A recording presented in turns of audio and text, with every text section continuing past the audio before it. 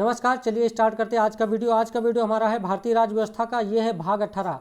17 part हम इसके cover कर चुके हैं और अगर अभी तक आपने नहीं देखे हैं तो उनका लिंक डिस्क्रिप्शन बॉक्स में दिया हुआ है। मैंने एक प्लेलिस्ट भी बना दी है पॉलिटी के नाम से, आप वहाँ से जाके देख सकते हैं।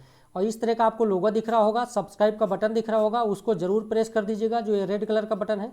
और ये घंटी का बटन जो है इसको जरूर प्रेस कर दीजिएगा, जिससे मैं जो भी वीडियोज़ अपलोड करूँ उसका मैसेज या नोटिफिकेशन आप तक पहुँच सके।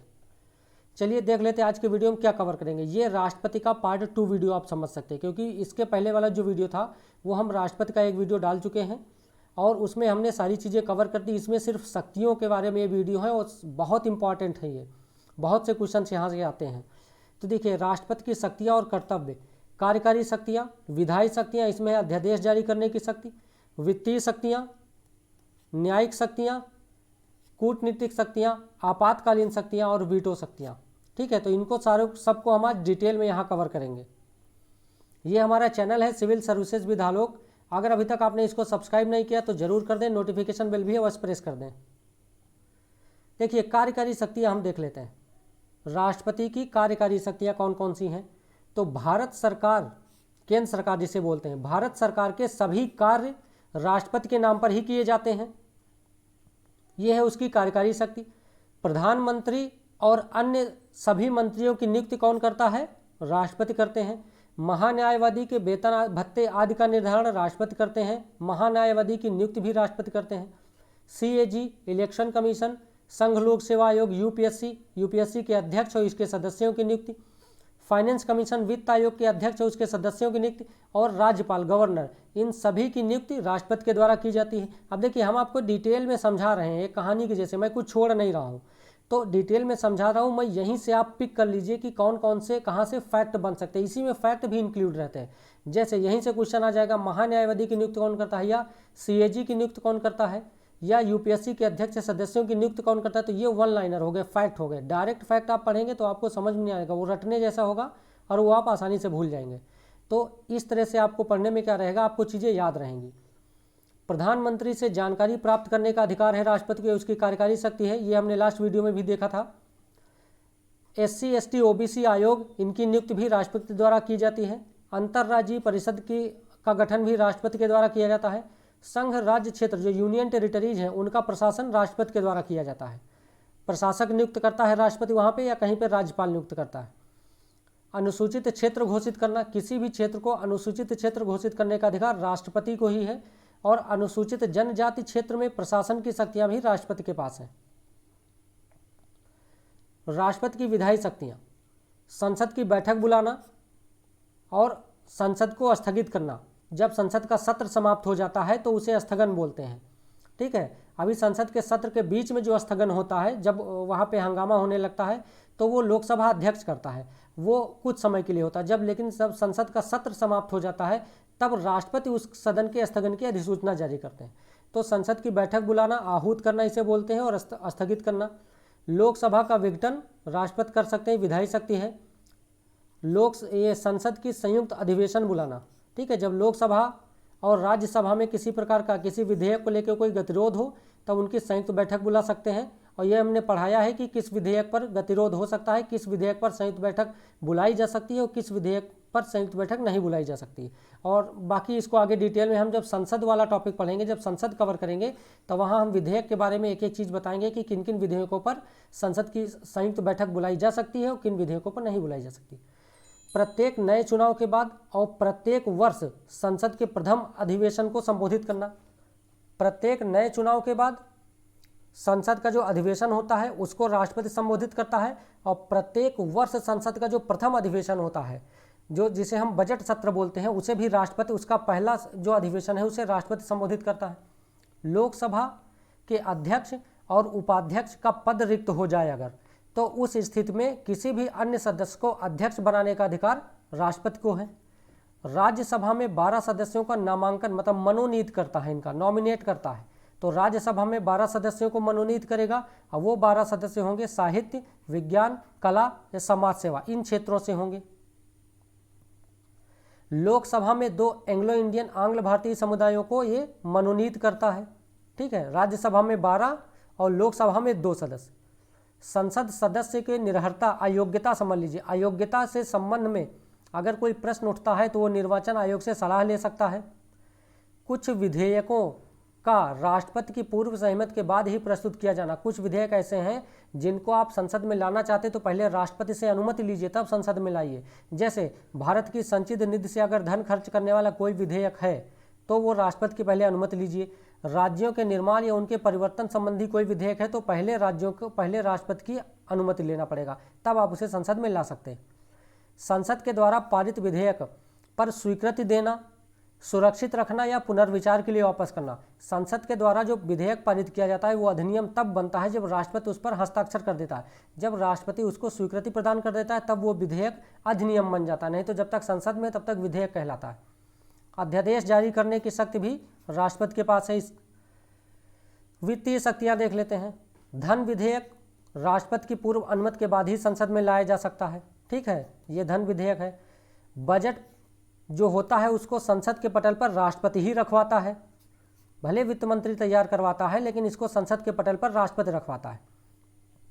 अनुदान की मांग जो करना है राष्ट्रपति की सिफारिश के बाद ही की जा सकती है। आकस्मिक निधि से अग्रिम भुगतान की व्यवस्था भी राष्ट्रपति ही कर सकता है और वित्त आयोग का गठन भी राष्ट्रपति ही करता है।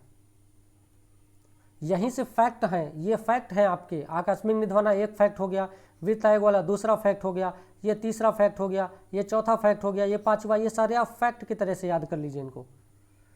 देखिए आपातकालीन शक्तियाँ, राष्ट्रीय आपातकाल हम पढ़ चुके हैं, राष्ट्रपति शासन भी पढ़ चुके हैं और वित्तीय आपातकाल, इन सब को हमने डिटेल में कवर किया है, ठीक है। तो ये इसकी राष्ट्रपति की आपातकालीन शक्तियाँ हैं। सैन्य शक्तियों की बात करेंगे तो सैन्य बलों का सर्वोच्च कमांडर होता है राष्ट्रपति। राष्ट्रपति तीनों सेना प्रमुखों की नियुक्त करता है। युद्ध होना हो या उसकी समाप्ति होनी हो, इन दोनों की घोषणा राष्ट्रपति द्वारा की जाती है। तो ये उसकी सैन्य शक्तियां हैं। अब न्यायिक शक्तियां देख लेते हैं राष्ट्रपति की। सर्वोच्च न्यायालय और उच्च न्यायालय के न्यायाधीशों की नियुक्ति ये कौन करता है? राष्ट्रपति करता है। सुप्रीम कोर्ट और हाई कोर्ट के जो न्यायाधीश हैं इनकी नियुक्ति राष्ट्रपति मतलब इनके न्यायाधीशों की नियुक्ति राष्ट्रपति करता है। सुप्रीम कोर्ट से सलाह लेना है तो राष्ट्रपति के को यह अधिकार है कि वो सुप्रीम कोर्ट से सलाह ले सकता है, परंतु सलाह सुप्रीम कोर्ट दे उसके बाद राष्ट्रपति को मानना बाध्यकारी नहीं है। राष्ट्रपति सलाह ले सकता है पर माने या न माने ये राष्ट्रपति के ऊपर है। किसी दोष सिद्ध व्यक्ति को जिसे न्यायालय ने दोषी करार दे दिया गया हो उसे क्षमा कर सकता है, क्षमादान की शक्ति है। अब कहाँ कहाँ से दोषी व्यक्ति को राष्ट्रपति क्षमा कर सकता है? तो कोई संघ विधि द्वारा दंड मिला हो तब भी राष्ट्रपति क्षमा कर सकता है। सैन्य न्यायालय के द्वारा दंड दिया गया हो तब भी राष्ट्रपति क्षमा कर सकता है। और दंड का स्वरूप अगर किसी को मृत्यु दंड दिया गया हो तब भी राष्ट्रपति उसको क्षमा कर सकता है। यहाँ से डिटेल में हम समझ लेते हैं क्षमादान की शक्ति। अनुच्छेद आर्टिकल 72 में इंपॉर्टेंट है, याद रखिएगा, पूछता है कि क्षमादान की शक्ति संविधान के किस अनुच्छेद में है, ठीक है। क्षमादान में सबसे पहला है क्षमा। क्षमा का मतलब है कि किसी व्यक्ति को किसी भी प्रकार का दंड मिला हो किसी भी न्यायालय से, राष्ट्रपति चाहे तो उसे बिल्कुल फ्री कर सकता है। क्षमा का मतलब मुक्त कर देना, सभी प्रकार के दंड से, दंडादेशों से मुक्त कर देना, फ्री कर देना। लघुकरण का आशय है कि दंड के स्वरूप को बदलना। यहाँ पे सिर्फ स्वरूप को बदल देंगे, जैसे मृत्यु दंड को कठोर कारावास। अब स्वरूप को मतलब दंड जैसे मृत्यु दंड है कठोर कारावास में कर दिए, पूरा स्वरूप ही बदल दिए। कठोर कारावास को साधारण कारावास में कर दिए तो पूरा स्वरूप ही बदल दिए। तो लघुकरण है स्वरूप को बदलना। परिहार क्या है? ये है दंड की प्रकृति में परिवर्तन किए बिना। यहाँ कहा क्या है कि प्रकृति में परिवर्तन नहीं करना है, मतलब अगर कठोर कारावास है तो कठोर ही रहेगा, उसकी प्रकृति में परिवर्तन किए बिना उसकी अवधि को कम कर देना, ठीक है, टाइम को कम कर देना। जैसे 2 वर्ष के कठोर कारावास को 1 वर्ष के कठोर कारावास में कन्वर्ट कर दिएगा।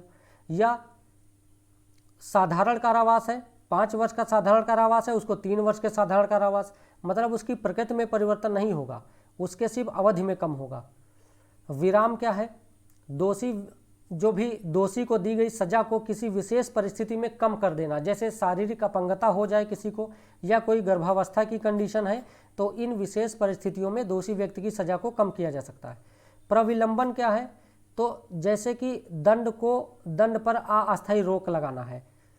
जैसे मान लीजिए किसी को मृत्यु दंड दिया गया हो, अब वो क्षमादान मांगने के लिए याचिका राष्ट्रपति के पास दायर करेगा, लेकिन अगर उसे मृत्यु दंड पर रोक नहीं लगाई गई तो याचिका दायर करने का क्या मतलब है? उसने याचिका दायर जब तक की तब तक उसको टांग दिया गया फांसी पे। तो प्रविलंबन यही है कि मृत्यु दंड पर अस्थायी रोक लगाना। जिससे दोषी की क्षमा याचना को समय दिया जा सके। ठीक है, तो ये है राष्ट्रपति की क्षमादान की शक्तियाँ। इसमें मैच कराने के लिए एग्जाम में आता है, एक एक दो दो लाइन दे देगा और ये शक्तियाँ दे देगा। ठीक है, तो इस प्रकार से आप याद रखिएगा। अब राष्ट्रपति की अध्यादेश जारी करने की शक्ति, अनुच्छेद 123 ये भी इंपॉर्टेंट है। किस आर्टिकल में है? 123 में है। अनुच्छेद, ये अध्यादेश राष्ट्रपति कब जारी कर सकता है? तो जब संसद का सत्र ना चल रहा हो। संसद का सत्र चल रहा होगा तो जारी नहीं कर सकता है।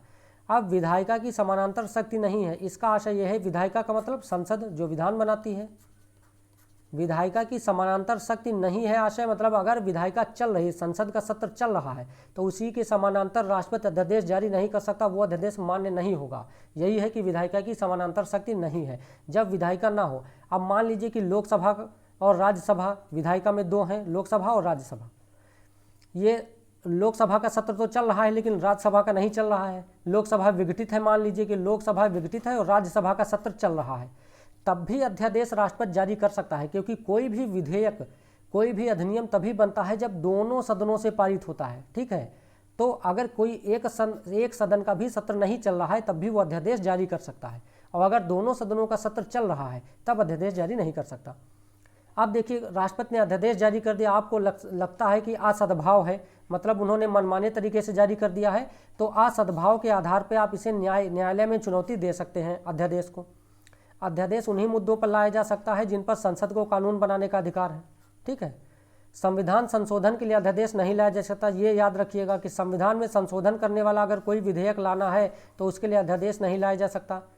संसद की बैठक पर दोनों सदनों द्वारा पारित होने के बाद अध्यादेश कानून बन जाता है। तो अध्यादेश राष्ट्रपति लेके आया, संसद की बैठक आई, सत्र चला, उसमें दोनों सदनों के द्वारा ये पारित हो गया, अब ये अध्यादेश कानून बन गया। अध्यादेश की अवधि 6 सप्ताह होती है।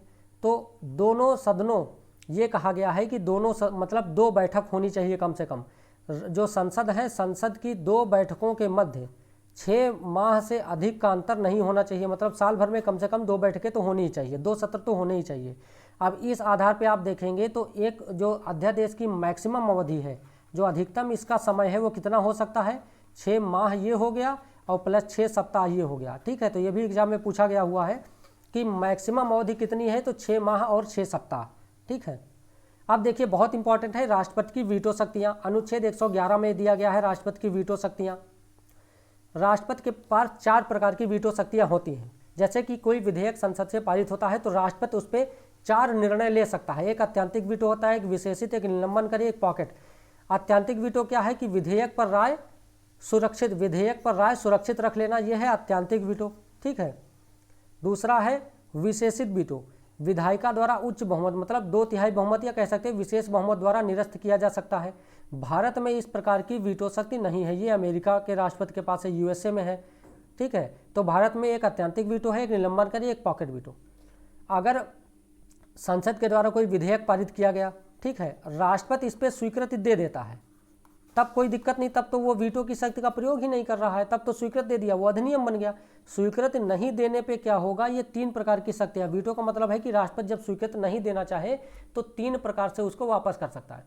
पहला है आत्यांतिक वीटो, इसका आशय है कि विधेयक पर राय सुरक्षित रख लेना। ये तो है नहीं भारत में। दूसरा है निलंबनकारी वीटो, मतलब ये हुआ कि राष्ट्रपति पुनर्विचार के लिए वापस कर दिया, राष्ट्रपति के पास विधेयक गया और उसने वापस कर दिया संसद को। आगे हम जब संसद पढ़ेंगे तब ये देखेंगे कि कौन कौन से विधेयक को राष्ट्रपति वापस नहीं कर सकता है और कौन कौन से को वापस कर सकता है। तो संसद ने वापस कर दिया, मतलब राष्ट्रपति ने संसद को वापस कर दिया। अब संसद ने क्या किया कि साधारण बहुमत से ही पारित कर दिया, फिर से वही विधेयक, सेम, उसमें कोई परिवर्तन नहीं किया है। जैसे कि राष्ट्रपति ने संसद को वापस किया था, संसद ने साधारण बहुमत से पारित करके फिर से राष्ट्रपति को दे दिया। इसे कहते हैं कि मतलब कि राष्ट्रपति ने निलंबनकारी वीटो जो का प्रयोग किया था उसको संसद ने साधारण बहुमत से निरस्त कर दिया है। इसी को कहते हैं साधारण बहुमत द्वारा इसे निरस्त किया जा सकता है। पॉकेट वीटो का मतलब है कि रख लिए, विधेयक पर कोई निर्णय ही नहीं करें, ना तो उस पर हाँ कर रहे हैं ना तो ना कर रहे हैं, ना तो सहमति देंगे ना तो लौटाएंगे, अनिश्चित काल के लिए लंबित कर देंगे, विधेयक समाप्त हो जाएगा। तो भारत के राष्ट्रपति के पास कौन सी शक्तियाँ हैं? आत्यांतिक वीटो, निलंबनकारी, पॉकेट वीटो। ठीक है, तो ये हमारा आज का था राष्ट्रपति। और राष्ट्रपति पूरा 2 वीडियोस में कवर हो चुका है, ये पार्ट 2 राष्ट्रपति का है। और ये हमारा चैनल है सिविल सर्विसेज विधालोक। अगर अभी तक आपने इसको सब्सक्राइब नहीं किया तो जरूर कर दें, ये बटन प्रेस कर दें और इसको शेयर करना बिल्कुल भी ना भूलें, लाइक करें और कमेंट करें। ये नोटिफिकेशन वाले इसको प्रेस कर दीजिएगा, जिससे मैं जो भी वीडियो अपलोड करूँ उसका नोटिफिकेशन आप तक पहुँच सके। चलिए आज के वीडियो में इतना ही, मिलते हैं नेक्स्ट वीडियो में।